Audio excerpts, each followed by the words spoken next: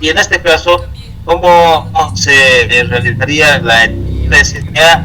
Ya que tenemos que poner todos los números CAD, todas las características de cada uno de los componentes. Consulta. Sí, en realidad lo que se hace con el tema del sistema armonizado, que lo vamos a ver un poquito en modo general después, es que cada sustancia química tenga sus rombos del sistema armonizado, ¿no? Los combinemos toditos y la combinación se de que los de la combinación, los más, no los más representativos, sino la totalidad de los rombos se coloque aquí, ¿no? Ya, está bien. ¿Ya? Ok.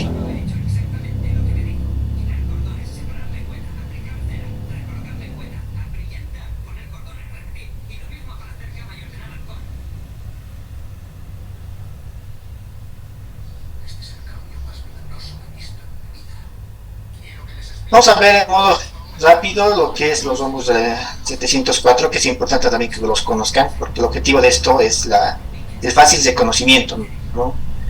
Era una forma fácil de reconocer, que es la más didáctica de lo que es la identificación de los químicos, de los compuestos o combinaciones químicas de los diferentes químicos, ¿no? Este diamante de lo que es la 704 implica lo que es, según la Asociación Nacional de Protección contra el Fuego, la NFPA, nos da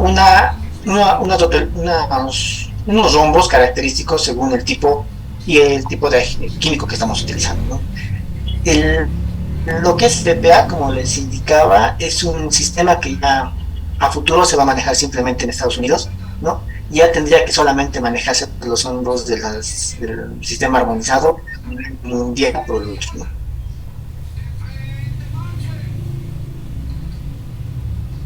Esta etiqueta consiste directamente en 4 secciones, que es la salud, inflamabilidad, la actividad y riesgos específicos, y sus categorías van del 0 al 4. En realidad ahora es inflamabilidad, ¿no? Ya no es reactividad. ¿Lo tienes así? Inflamabilidad, luego del tema anterior. No, para NFPA 704 la norma dice inflamabilidad. Es que ya también lo vimos en el módulo pasado de químico. Ya. Ahora, con el tema de lo que es la inflamabilidad, digamos, o sea, la norma, lo que yo leí, la norma que tengo, la 704, ha dicho varios años cambiado el término de reactividad por inflamabilidad. Claro, pero en el tema de lo que es golpes y en el tema de explosiones, ¿cómo lo están manejando? Porque es una actividad por un golpe físico, ¿no? Por una diferencia de presión. Ajá. Inestabilidad, que ahora decir doctora también. Inestabilidad. Perdón, gracias. Perfecto. Ya estoy dormida. Inestabilidad en vez de reactividad. Ahora, como les decía, el tema de la clasificación es fácil, ¿no?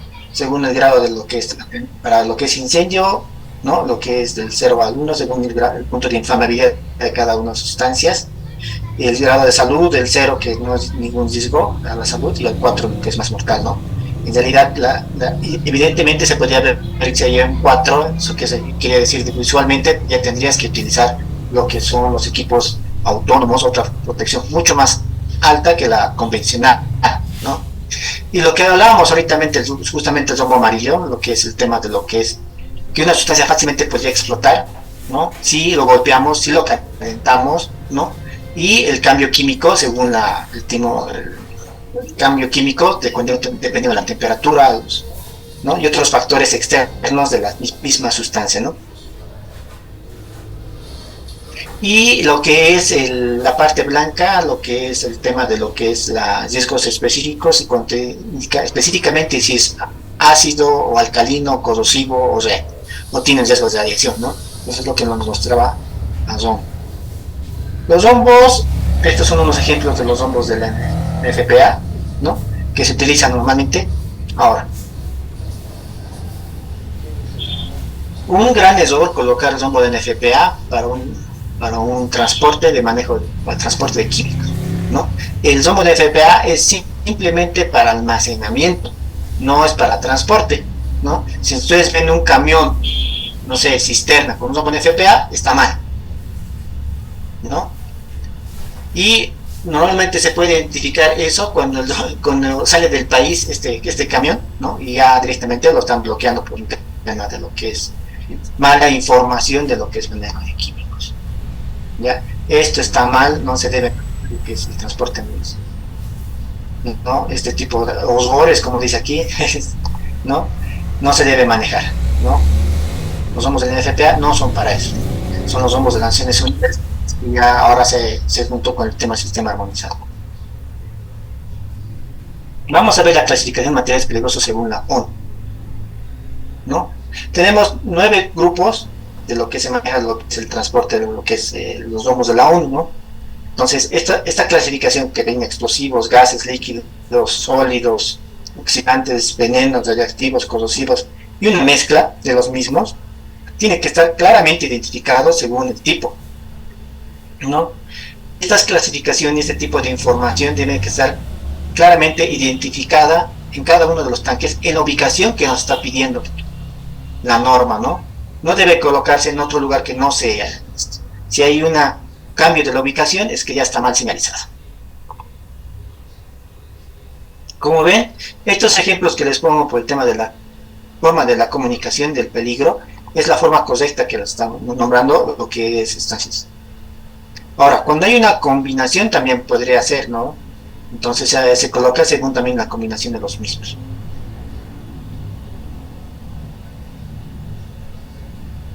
Ahora, vamos a ver también el número que se coloca también al rombo, lo que es la emisión de los gases, ¿no? La emisión de estos rombos, ¿no?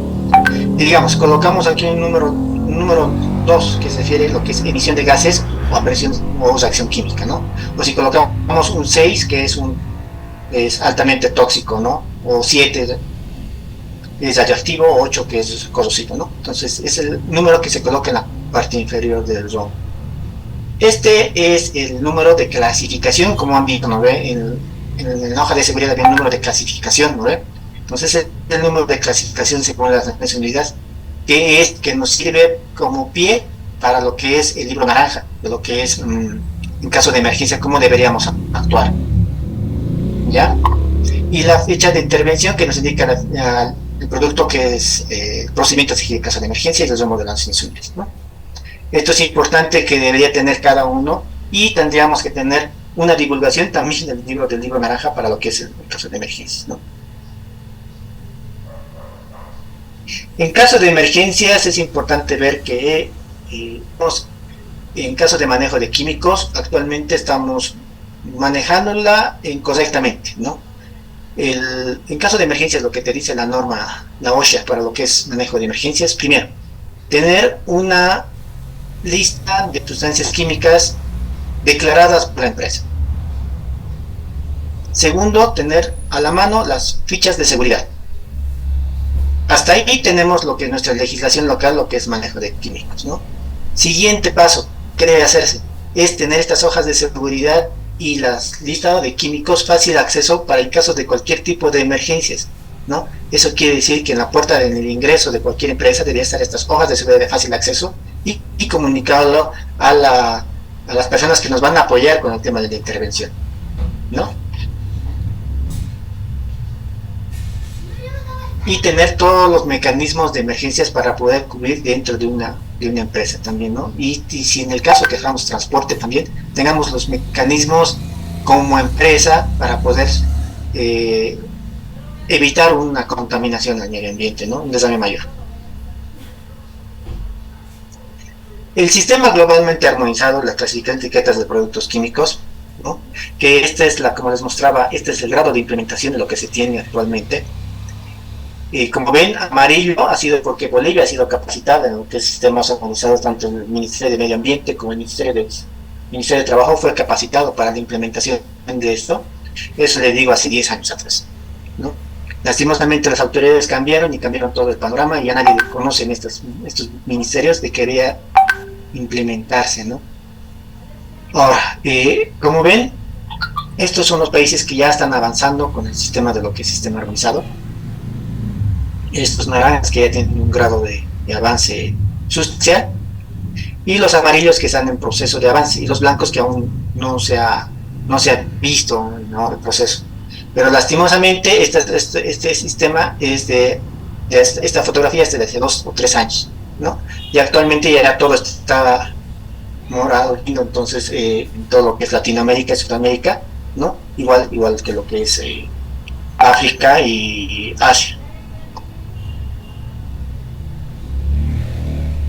Lo que quiere verse en el sistema armonizado, tanto los productos químicos industriales, otra clasificación que son los plaguicidas, también el tema de transporte y los productos químicos para consumo, ¿no? Entonces está diciéndote aquí, hay 4 clasificaciones específicas a las cuales vamos a llegar al alcance del sistema armonizado y a la cual vamos a mostrar según la característica de cada uno.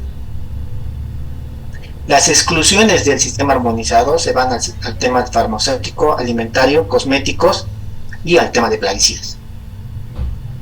Entonces, es las exclusiones que no vienen en la clasificación de lo que es el sistema armonizado.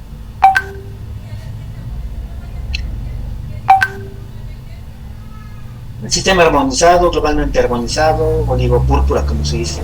Hay diferentes ediciones de lo que es de este tipo de libro púrpura, que la primera parte es una introducción general, la segunda es una parte de clasificación de los peligros físicos, la tercera que es la peligrosidad a la salud de las personas, y la cuarta que se refiere a lo que es medio ambiente.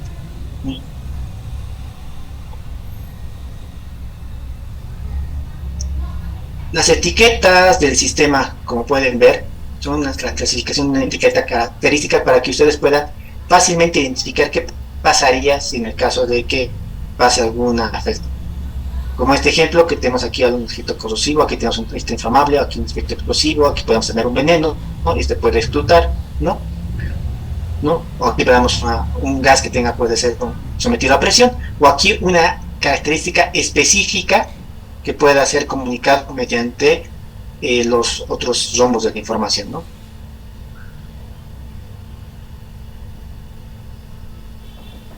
Libro naranja, que es el tema de recomendaciones del transporte de manejos transporte de manejos químicos, ¿no? Entonces nos dice aquí cada punto cómo deberíamos atender cada emergencia y qué equipos de seguridad para la atención de la emergencia. En los pictogramas del riesgo del adjunto a este pictograma son como ven, han diferentes tipos de explicaciones, clasificaciones según el tipo de lo que es tipo de sustancia química, ¿no? Y también nos da una mezcla de unas combinaciones que podrían afectar a la salud, ¿no? O afectaciones o combinaciones de las mismas que podrían ser representadas en forma de pictogramas, ¿no? Y mucho relaciona esta esencia de esa norma con el tema de lo que es las guías de testeo de los químicos, ¿no? Entonces, la aceptación de lo que es peligros a la salud, ¿no? Las pautas para las pruebas de los productos químicos, ¿no? Y aquí nos muestra en forma casi mundial de lo que es la afectación de los productos químicos. Las etiquetas ya vienen con una muestra más amplia de la información, ¿no? Para que podamos verlo. Primero, la identificación del producto, que normalmente es el número CASH, ¿no? La característica del tipo del químico como tal, los pictogramas que tenemos aquí, el nombre claramente identificable, declaraciones por parte de precauciones de la forma de manejar que podamos identificar, las palabras de advertencia de peligro que tengamos según el sistema del SGA y las indicaciones de peligro que en forma general. Y aquí identificar al proveedor que nos están utilizando, ¿no? Para que en caso de emergencia de que este producto llegue a una tercera mano, fácilmente podamos identificar. Ahora el tema del embalaje de estos tipos de químicos según embalaje primario o secundario, ¿no? En este caso, como pueden ver, hay un tipo de embalaje que va al interior, en este caso intermedio, y también al exterior, ¿no? Para que podamos mostrar o un tipo de combinación etiquetado simple, que es totalmente tanque de nota. El SGA indica específicamente que igualmente, como hemos visto, son los 16 puntos obligatorios que debe tener una hoja de seguridad, ¿no? No se debe reducir al mínimo estas hojas de seguridad. Si algunas veces hay una buena práctica de lo que es, una práctica que es la más común que se maneja, de lo que es el resumen en una sola hoja de lo que es la hoja de seguridad, es una práctica que se utilizaba anteriormente, ¿no? Por un desconocimiento de la misma. Pero la norma del SGA indica claramente que no se debe hacer resúmenes de las hojas de seguridad y debe mostrar toda la información, ¿no? Y en este sistema lo que maneja normalmente son los incendios, desarmes y los contactos. Ya hemos visto el video de artística, ¿no? Ahora vamos a pasar a lo que es directamente lo que vamos a pasar es a ver. Rubén, Sí, antes de pasar para no seguir con lo mismo, otras cosas que a mí siempre me insistieron era en el tema de los riesgos especiales. Solamente se manejan 3, vi en tu diapositiva que hay más. Las normas, si quieren se las comparto, la tengo acá, del 2022 la tengo, y solamente es para óxidos, para no reacciones con el agua y los gases asfixiantes. Solamente se manejan 3 en riesgos especiales. No pueden haber más. Sí, la han reducido mucho más. La última versión, por el tema del tema del manejo de las... Sí, lo que pasa es que venimos arrastrando desde el anterior módulo los mismos errores. Entonces, para no seguir en lo mismo, les voy a compartir la 704, donde también cambia el tema de riesgo de inestabilidad al amarillo y ya no lo menciona como reactividad. Inestabilidad directamente. Inestabilidad, y el tema de rumbo, que los riesgos especiales solo se manejan 3: oxidante, gas asfixiante y añadir agua. Sí. Les voy a compartir no sé en qué página está, pero se los pasé al chat de todas maneras. Ya, lo que se hace con el tema del sistema voluntario.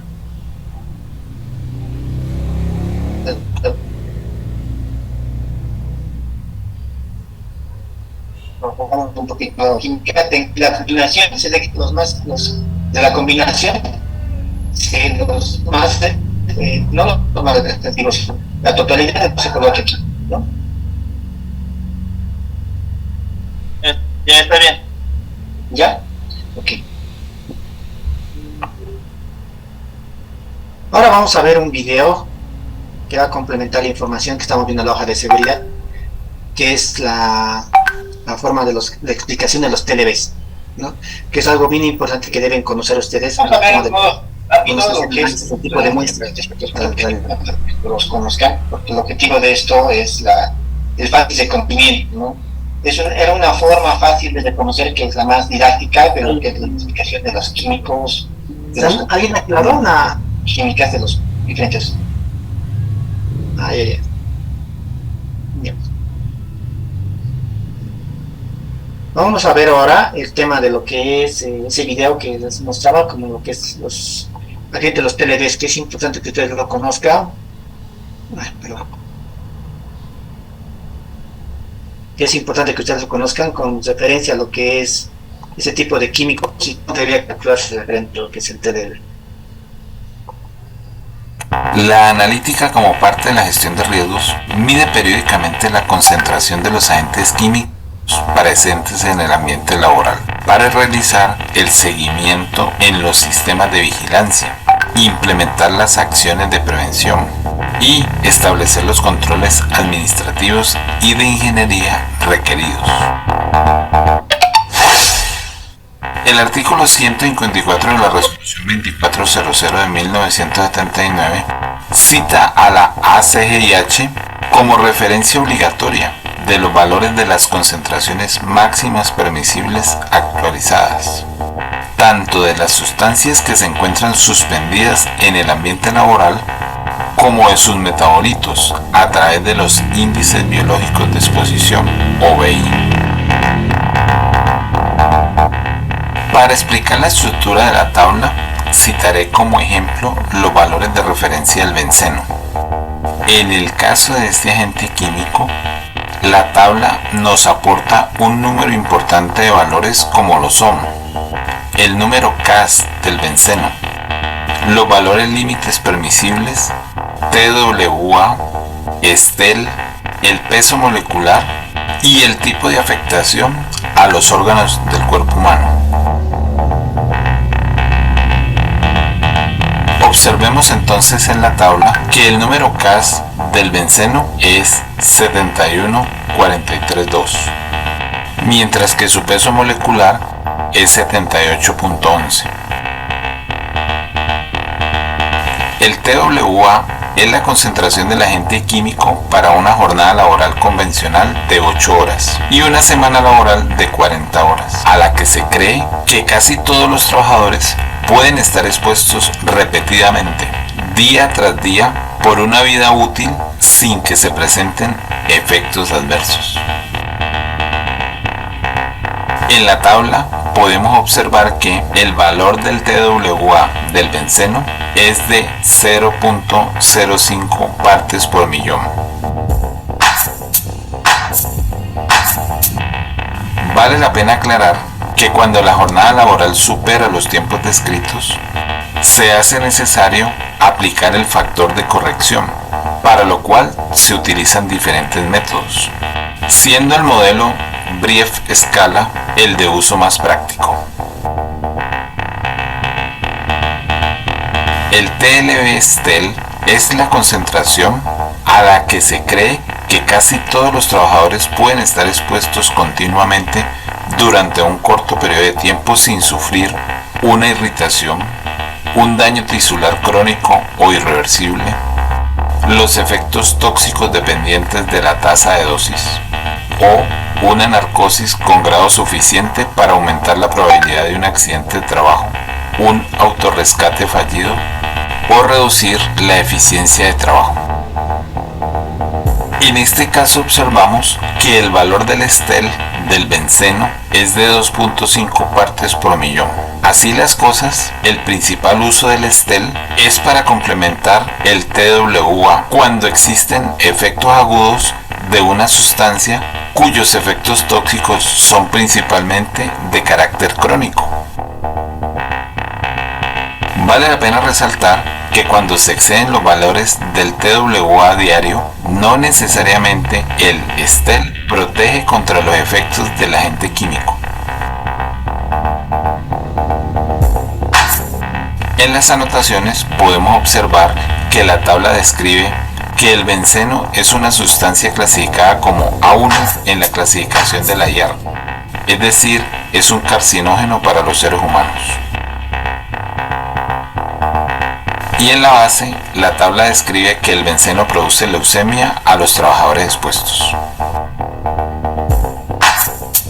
Observemos también que la tabla de enfermedades laborales, documento técnico anexo del decreto 1477 del 2014, tiene incorporado el benceno como un agente químico capaz de producir leucemia.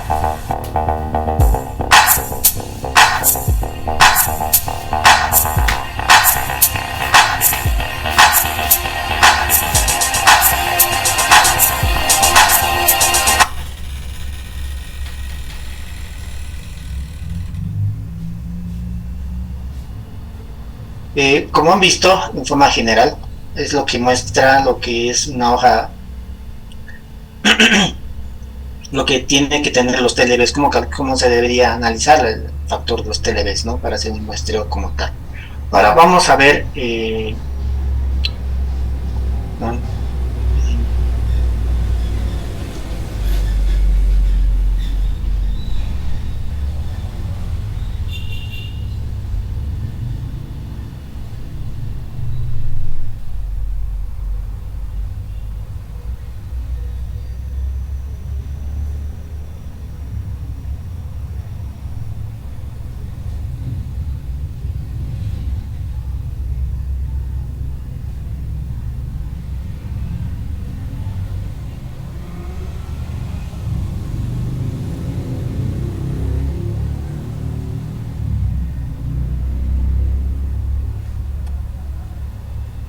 ¿Se puede ver lo que dice partículas no reguladas de otra manera?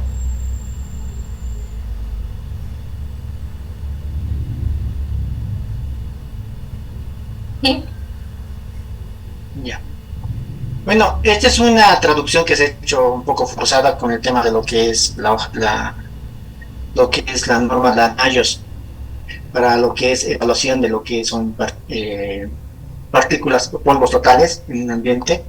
Entonces, hay este análisis de esta hoja como tal nos indica directamente cómo debe hacer ese tipo de análisis, cómo debe la calibración del equipo, cómo deberíamos regular el tipo de flujo del tipo del equipo para utilizar, ¿no?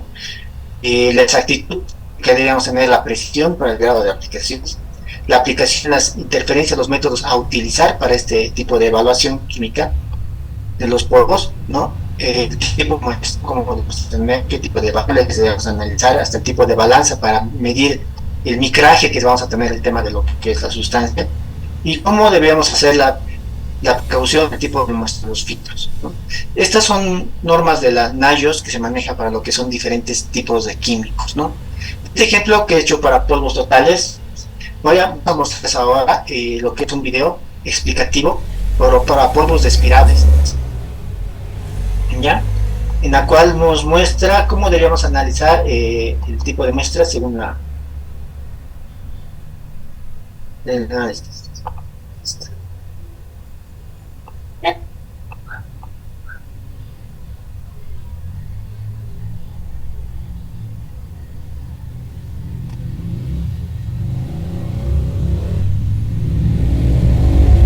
Bien, vamos a analizar los métodos, o un método NIOSH. En este caso he escogido uno de los métodos más utilizados y más comunes en todo el mundo, que es el método para muestrear y analizar la exposición a material particulado. En este caso es material particulado respirable, que para NIOSH quedó establecido como el método 0600 para polvo respirable.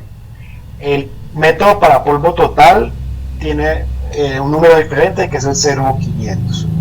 Bien, normalmente los métodos NIOSH vienen en la parte superior derecha el número y el título grande donde dice a qué corresponde.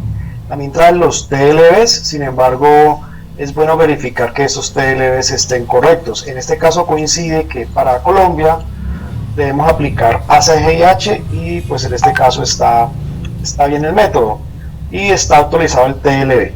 En la parte izquierda dice sampling, es decir, es la forma de hacer el muestreo. En la parte derecha es la medida ya en laboratorio. El higienista lo que hace es el muestreo y en el laboratorio pues lo que realizan es ya la determinación del contaminante. Entonces viene el sampler, que es como el tren de muestreo. En este caso es un ciclón y un filtro. El filtro siempre tendrá que ser un filtro de membrana de PVC. PVC es cloruro de polivinilo. Y el ciclón puede ser un ciclón de nylon, puede ser un ciclón de aluminio, puede ser un ciclón Higgins.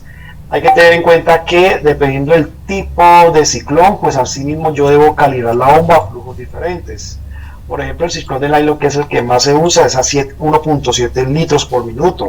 Pero si tenemos un ciclón de aluminio, esto de mínimo y máximo tiene que ver con lo mínimo que yo debo transportar de aire o de aire para que la pista sea válida. Mínimo son 20 litros. Yo calculo el volumen sencillamente con el tiempo de muestreo y con el flujo de calibración.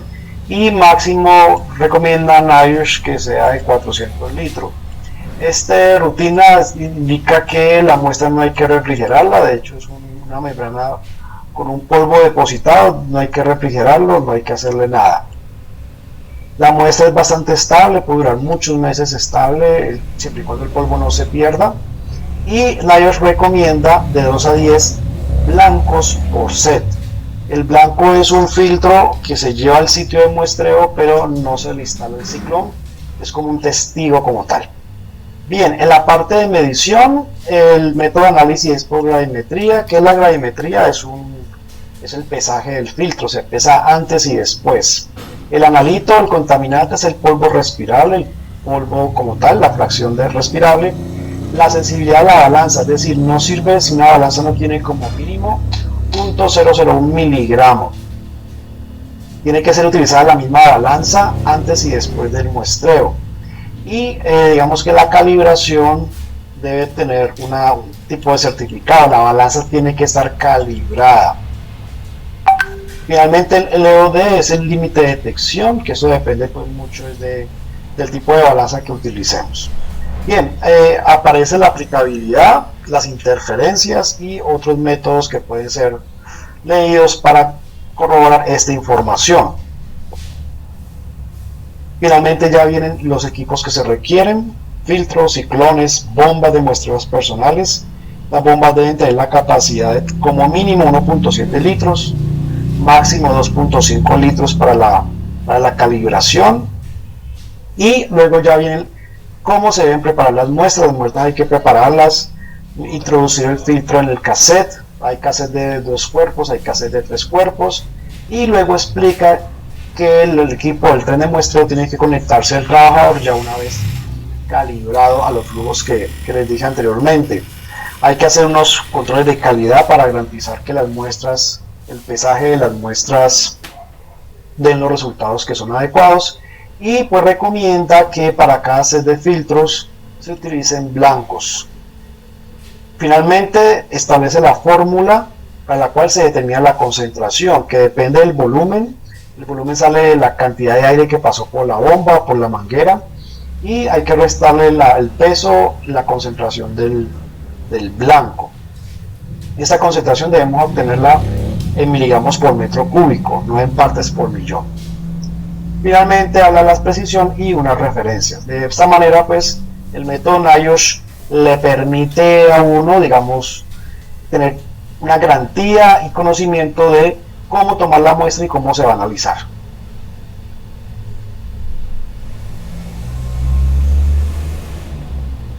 Como han podido identificar, ¿no?, en los dos muestras polvos totales o polvo despirable, cada tipo de muestra es específica y tiene su método específico de cómo analizar cada tipo de muestra, ¿no?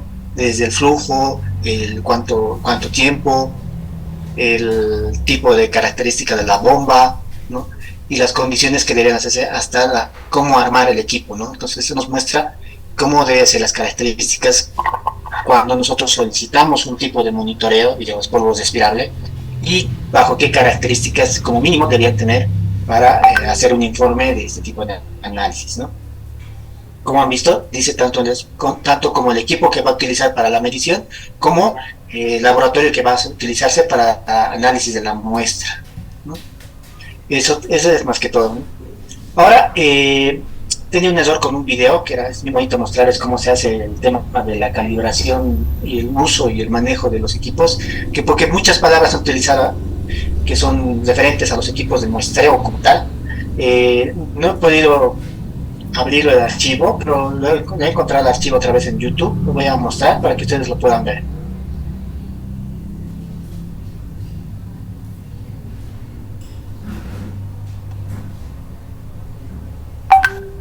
Calibración de instrumentos de medición de polvo total y respirable.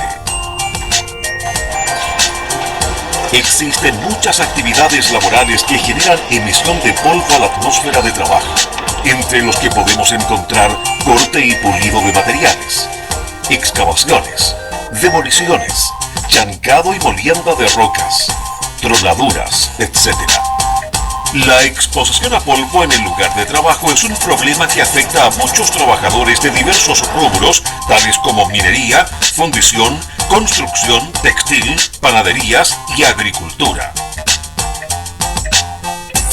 Esta herramienta audiovisual tiene como finalidad entregar recomendaciones y técnicas relacionadas con la calibración de instrumentos y los muestreos de polvo en ambientes laborales.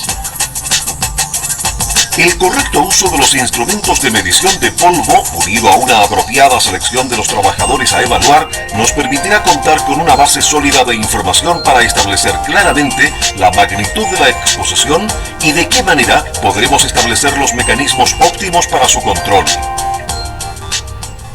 Instrumentos y accesorios para muestreo de polvo.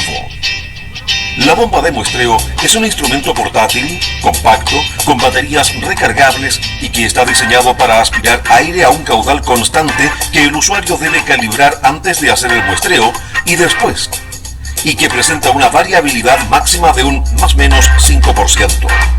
El filtro para muestrear polvo respirable y total es una membrana de cloruro de polivinilo, PVC, de 37 milímetros de diámetro y 5 micrómetros de tamaño de poro, el cual se deposita sobre un soporte de celulosa al interior de un cassette de poliestireno de 2 o 3 cuerpos de 37 milímetros de diámetro. El ciclón Dor-Oliver es un dispositivo que permite separar el polvo respirable del polvo total, cumpliendo una curva de respirabilidad en la cual un 50% de respirabilidad representa a partículas que tiene un diámetro aerodinámico de 4 micrómetros a un flujo de 1,7 litros por minuto. El calibrador de burbuja o patrón primario es un dispositivo electrónico que permite calibrar las bombas de muestreo a un flujo determinado. Posee una celda con 2 lectores ópticos por donde viaja una burbuja de una solución jabonosa y así permite determinar el flujo de la bomba. La jarra de calibración es un dispositivo especialmente diseñado que en su interior tiene un ciclón y que permite realizar la calibración del tren de muestreo para polvo respirable. Tren de muestreo para polvo respirable. El tren de muestreo es un conjunto compuesto por la bomba de muestreo, manguera de conexión y cabezal de muestreo. En el caso del tren de muestreo para polvo total, este consiste en una bomba, manguera de conexión y un portafiltro de 2 o 3 cuerpos con un filtro de PVC de 37 milímetros. Recuerde que el orificio de entrada de aire se encuentra en la cara lisa, mientras que el orificio de salida de aire está en la cara reticulada. El tren de muestreo de polvo respirable es parecido al anterior, solo que cambia el cabezal de muestreo, el cual consiste en un ciclón que lleva montado un portafiltro de 2 cuerpos con un filtro de PVC en su interior. Luego de armar el tren de muestreo debe verificar que no presenta fugas. Calibración del tren de muestreo para polvo respirable. Conecte la bomba a la jarra especialmente diseñada que en su interior tiene un ciclón.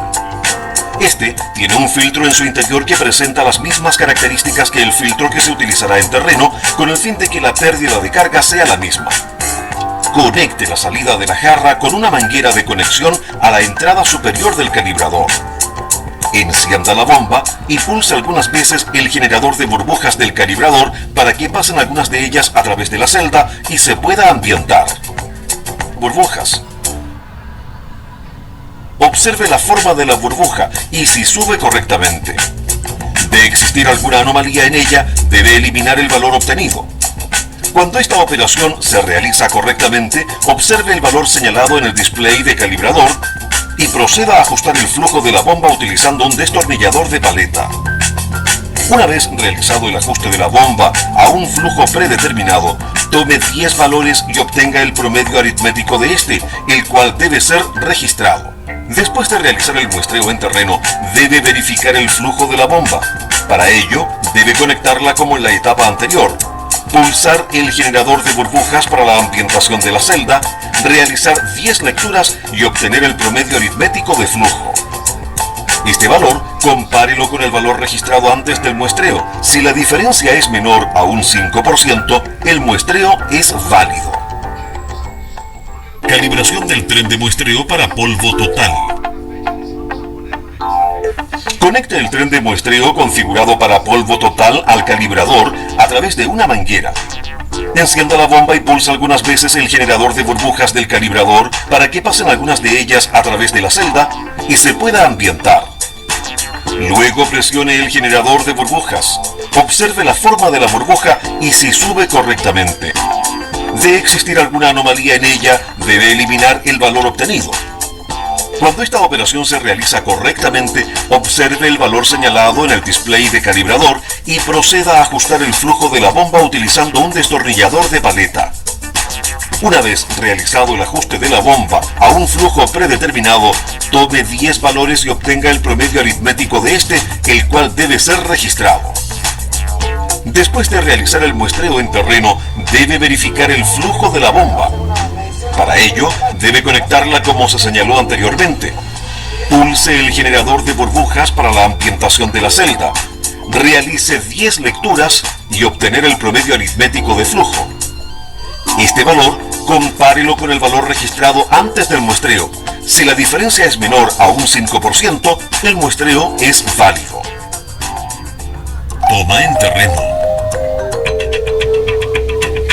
Antes de realizar la medición, usted debe identificar los grupos homogéneos de exposición.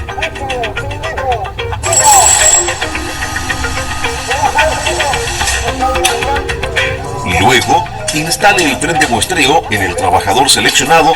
Para ello, ponga la bomba enganchada a la correa o pretina del pantalón, parte posterior o lateral. Solo ante la imposibilidad de conectarlo de esta manera, deberá dejar en un bolsillo de chaqueta u overol que sea profundo, de modo que quede bien afirmado y protegido, para evitar que se caiga y golpee. El cabezal de muestreo debe ser instalado lo más cercano posible a la altura de la zona respiratoria del trabajador, en posición vertical, con el vórtex, punto de ingreso del aire al ciclón, hacia afuera. Encienda la bomba y anote nombre del trabajador, grupo homogéneo, hora inicio y código del filtro. Señálele al trabajador que debe realizar sus labores como de costumbre. Una vez finalizado el muestreo, detenga la bomba, registre el tiempo de muestreo y volumen, retire el filtro de muestreo con cuidado desde el ciclón y tape adecuadamente los extremos del portafiltro con las respectivas tapas rojo y azul en posición invertida a la original para señalar que ha sido utilizado. Registre aquellas observaciones relevantes producidas durante el muestreo. No invierta el ciclón, ya que el polvo mayor a 10 micrómetros podría caer al filtro. Es importante que vigile periódicamente el funcionamiento correcto de la bomba y del sistema con el fin de que el ciclón permanezca en la posición correcta y que no se produzcan estrangulamientos de la manguera de conexión. En caso de presentar alguna anomalía, se debe anular el muestreo realizado. Los portafiltros deben ser transportados de manera horizontal en contenedores adecuados. Evite golpearlos o que caigan.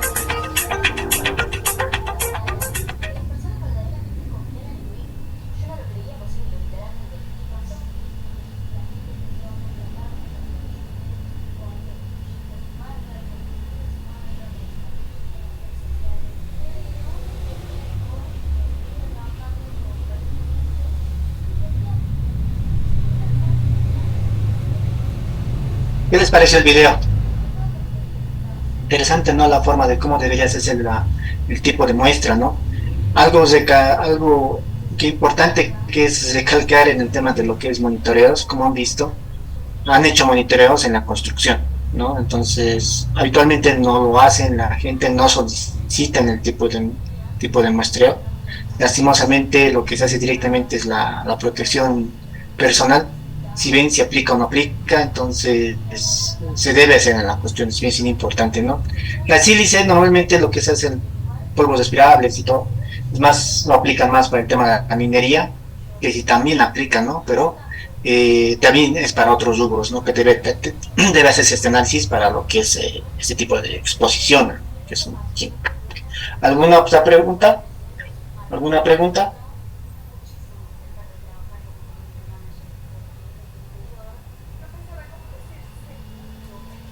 Ya. No, ingeniero. Les voy a facilitar lo que son las normas de la NIOSH de la 500 para lo que es los 600, diferentes numerologías. Les voy a pasar al grupo para que las tengan. La mayoría de las hojas de estas están en inglés, ¿no? Les voy a pasar para que las tengan ustedes y las puedan identificar para que identifiquen cómo se hace el tipo de muestra, que es diferente de las características de una muestra de, no sé, de sílices, polvos totales, polvos respirables, benceno, otro tipo de monitoreo que se debe utilizar, ¿no? Cada uno tiene su propia característica y no es la misma para cada uno, ¿no? Entonces, cuando ustedes soliciten el tipo de monitoreos exponiendo, como han visto, según las características de los químicos o la combinación de los químicos, debe basarse en una norma base como una norma NIOSH, cómo se hace el muestreo, ¿no? Y eso es importante que ustedes lo soliciten al momento de hacer el monitoreo comunitario, ¿no? También les voy a facilitar algunos ejemplos que aquí hay una que también quería mostrarles.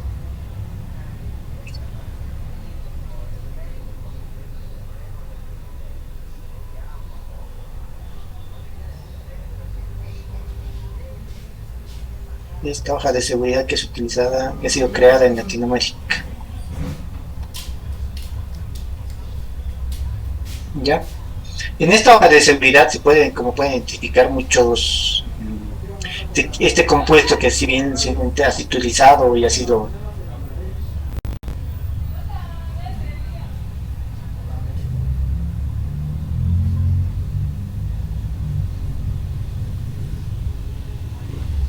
para Chile ha sido utilizado esta emergencia, ¿no? Y también debería hacerse a comenzar a utilizar para Bolivia.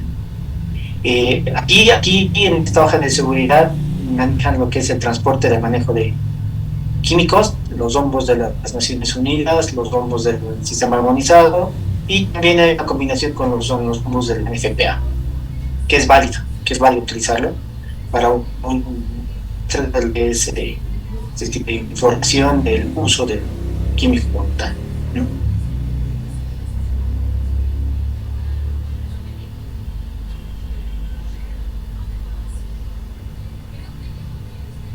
Como ven, en este caso estamos hablando del etanol, ¿no?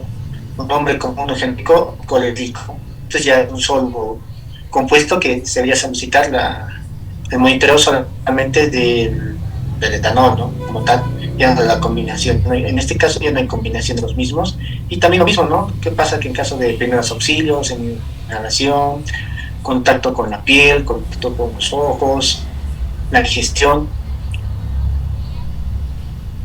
a exposición aguda y también la explicación como tal, medidas de lucha contra incendios, en caso de desarme que debe utilizarse, la manipulación y almacenamiento de la sustancia como tal para el caso del manejo de la misma, controles de exposición, como ven aquí, la concentración, en este caso ya está dando concentración de cada uno de los puestos que están utilizados para este tipo del alcohol como tal, ¿no? Entonces, como pueden ver, están todas las formas de explicación, propiedades físicas, químicas, presentación, estabilidad, actividad, ¿no? Y lo mismo cada uno de estos, ¿no?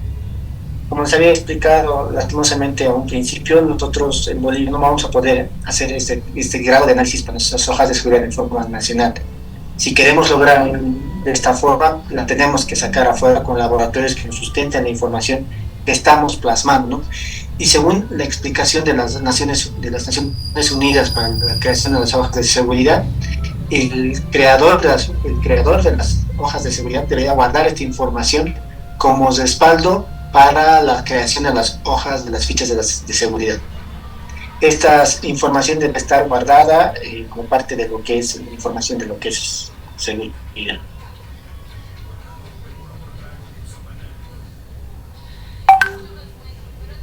El tema de información del medio ambiente y la información sobre la disposición por el residuo como tal, ¿no?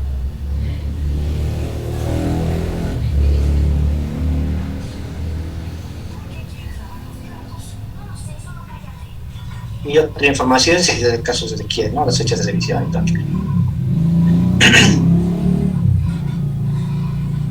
Ahora, bueno, les voy a mostrar un avance que se tiene referente a una norma que se está elaborando sobre lo que es manejo de químicos, ¿no? Un segundito.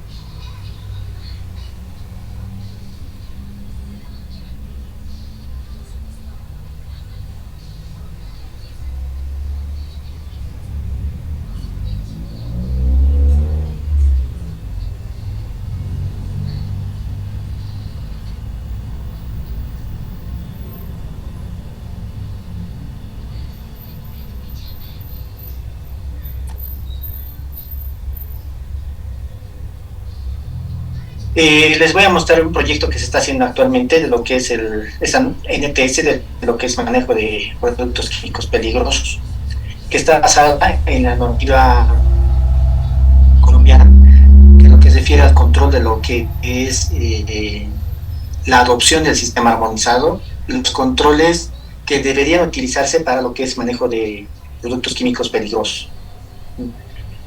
Les voy a mostrar en forma general, voy a detallar un poco, no voy a poder mostrarles las características como está, pero sí les voy a mostrar el avance que se tiene de esta norma como tal, ¿no? Primero tenemos el objetivo, que es el tema de la aplicación del sistema de DSGA, del sistema armonizado, ¿no? que tiene que llegar a la implementación como tal del mismo, ¿no?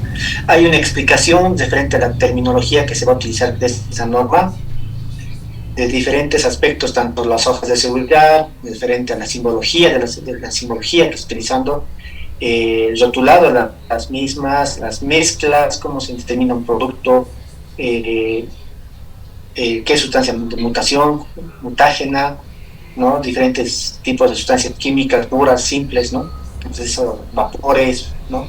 Y el tema de las versiones, como se refiere aquí, como en las versiones de actualización de las hojas de seguridad.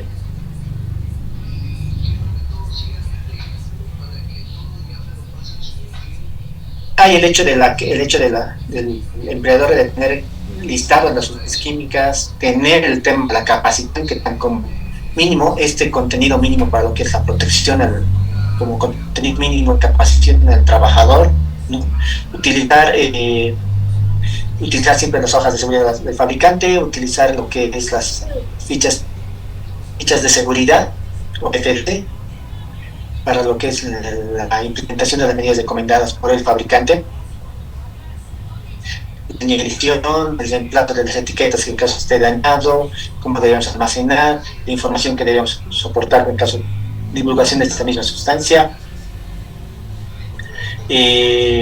observaciones en el caso de lo que tenga ese documento pueda ser observado como tal la hoja de seguridad, ¿no? Las verificaciones en las hojas de seguridad, obtener la información del producto químico, información del empleado que debe facilitar y lo guardar para la creación de las hojas de seguridad.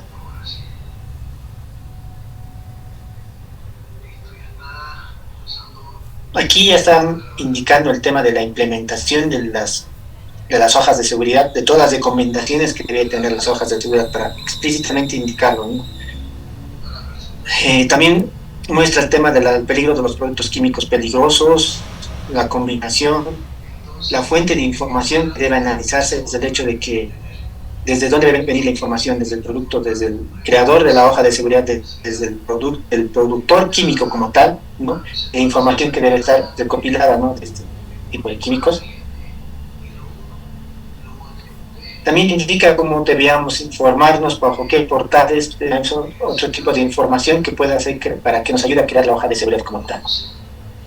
Las etiquetas que deben estar rotuladas en los diferentes químicos, etiquetas para los no peligrosos como tal. Como hemos dicho al principio en el TGA, las exclusiones que tiene como tal de lo que es para el sistema armonizado.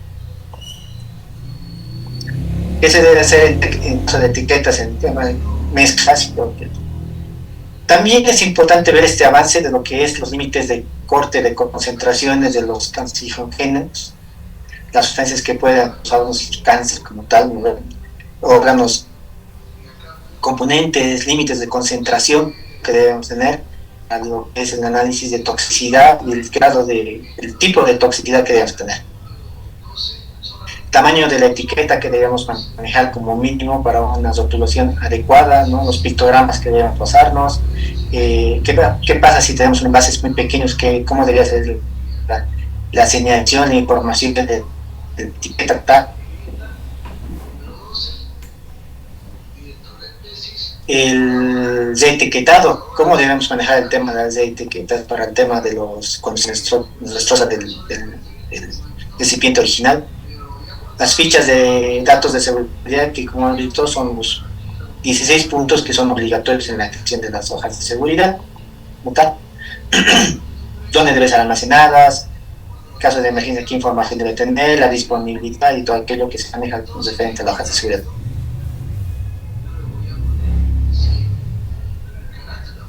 ¿No? Deben ser utilizadas, protección de la información de baja seguridad, porque la tecnología va avanzando siempre, ¿no? Tanto en la parte de salud como en la parte de ingeniería. Entonces, el avance tecnológico actual del tema rastreo, puede ser la accesión de la OSHA, de la NIOSH para la forma del muestreo. Entonces, esa información debe ser actualizada en las hojas de seguridad, ¿no? Y también la actualización por parte de la empresa que está vendiendo debe informar de los cambios que también en la formulación si aplica en el tema de la información, ¿no? Y también habla algo del secreto de la confidencialidad de la información de los productos químicos, ¿no? Si bien uno reporta en las hojas de seguridad las concentraciones y cómo es los tipos de químicos utilizados para esta mezcla de químicos, también indica que debe guardarse cierto tipo de información por el fabricante de la hoja de seguridad, ¿no? Pero si en el caso se requiere que haya una afectación a la salud, esta información debe mostrarse inmediatamente para la atención de emergencias y también en el caso de algún daño a la salud que podría provocarse, ¿no? También se refiere al caso de emergencias, cómo debemos utilizar las emergencias, ¿no? El objetivo de las listas para el manejo de lo que son las listas, las cantidades de los químicos almacenados, para que en caso de emergencia los que van a atender la emergencia sepan a qué se están exponiendo, ¿no? Qué cantidades y qué volúmenes, ¿no? También indica lo que son los tipos de envases que se van a utilizar, y ya más que todo muestra los anexos de cómo es la creación de la hoja de seguridad, los contenidos mínimos de la hoja de seguridad y la forma de etiquetado como tal. Si todo va bien, al año estamos sacando esta norma, va a haber un gran avance porque también pide el tema de monitoreos específicos, por un tema de manejos de químicos que actualmente no se está utilizando, ¿no? Si bien empresas de alto nivel, que son también yacimientos o mineras, están haciendo monitoreos específicos, pero no se están haciendo monitoreos particulares, ¿no? Entonces, eso va a ayudar mucho con el tema de lo que son monitoreos en lo que es agentes químicos, ¿no? Esto nos va a ayudar también en campos que se van a crear, que son los campos de la toxicología, el campo que se van a unir ya la rama de ingeniería, la rama de higiene ocupacional, toxicología y la de medicina, para apoyo de la creación de las hojas de seguridad y laboratorios que nos puedan sustentar la información. Entonces, con esta norma va a haber un impulso para lo que es el manejo de químicos real, ya, y que estamos a nivel de otros países que puedan ser comparables, ¿no?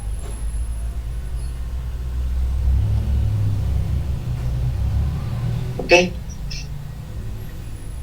¿Alguna consulta ya para ir cerrando?